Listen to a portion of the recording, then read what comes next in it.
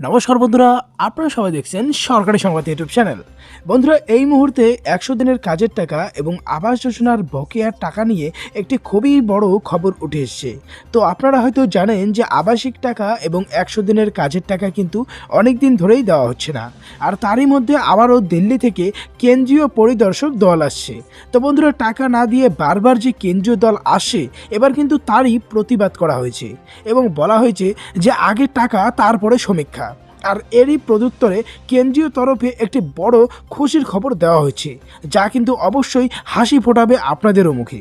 তো কি কি নতুন আপডেট রয়েছে এই আবাস যোজনা এবং ১০০ দিনের কাজের টাকা সম্পর্কে, সমস্তটাই কিন্তু বন্ধুরা বিস্তারিত জানতে পারবেন। অবশ্যই কিন্তু বন্ধুরা ভিডিওটিকে একদম শেষ পর্যন্ত দেখবেন। এর সাথে বন্ধুরা, এই ধরনের দরকারি আর গুরুত্বপূর্ণ খবর যদি প্রতিদিন আপনাদের মূল্যে পেতে চান, তাহলে কিন্তু অবশ্যই ভিডিওটিকে একটা লাইক করে দেবেন। এর সঙ্গে লাল রঙের সাবস্ক্রাইব বাটনে ক্লিক করে পাশের বেল নোটিফিকেশনটা অল করে দেবেন। তো এখানে দেখুন, হেডলাইনে প্রথমেই বলা রয়েছে যে আগে টাকা তারপরে সমীক্ষা। উত্তরে কি বলেছে কেন্দ্র, কবে আসছে টাকা, এবার আমরা সেটা জেনে নেব। দেখুন বন্ধুরা, পরিষ্কার করে বলা রয়েছে যে ফাইনাল লিস্টে নাম থাকা সত্ত্বেও মিলছে না আবাসিক ঘরের টাকা। তারিখের পর তারিখ দিয়েই চলেছে কেন্দ্রীয় সরকার। দীর্ঘ একটি বছর পেরিয়ে গেলেও এখনও পর্যন্ত ১০০ দিনের কাজের প্রাপ্য টাকা পাননি গ্রামবাসীরা। গতকাল সোমবার এই অভিযোগে দিল্লি থেকে আসা কেন্দ্রীয় প্রতিনিধি দলের সামনে বিক্ষোভ শুরু করেন রায়গঞ্জের কমলাবাড়ি ২ নম্বর গ্রাম পঞ্চায়েত এলাকার বাসিন্দারা। এরপর তারা তাদের ১০০ দিনের কাজের হিসেব এবং আবাস ঘরের কাজ কতটা এগিয়েছে এবং টাকার অভাবে অর্ধেক তৈরি বাড়ি পড়ে আছে, সেই সমস্ত তথ্যের কাগজপত্র তুলে দেওয়ার চেষ্টা করেন। কিন্তু ওই সব কাগজপত্রের কোনোটাই নেননি কেন্দ্রীয় দলের সদস্যরা। উপরন্তু স্থানীয় মানুষদের কথা না শুনে বিডিওর সাথেই গল্পগুজবে মত্ত ছিলেন বলে অভিযোগ গ্রামবাসীদের। তাই আগে টাকা দাও তারপর সমীক্ষা করো, এমনটাই স্লোগান দিয়ে তারা তাদের গ্রাম ছাড়া করতে চান স্থানীয় গ্রামবাসীরা।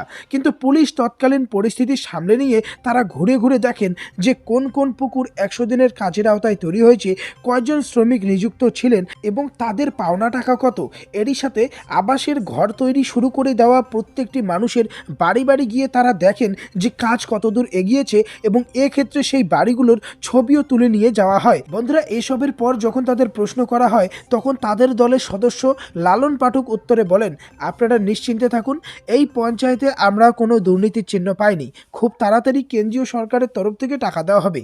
তবে এই উত্তরে সন্তুষ্ট নন গ্রামবাসী। তাদের অভিযোগ, ১০০ দিনের কাজ করা সত্ত্বেও তাদের ২ বছরের টাকা বাকি রেখে দেওয়া হয়েছে।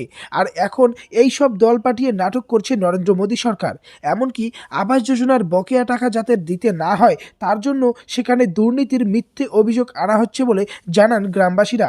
তবে এই খবর জানতে পেরে কেন্দ্রীয় গ্রামোন্নয়ন মন্ত্রী একটি বড় সিদ্ধান্ত নিয়েছেন। তিনি বলেন, যেসব স্থানে কোনো দুর্নীতির অভিযোগ নেই, সেই সব স্থানে আবাসের টাকা সবার আগেই দেওয়া হবে।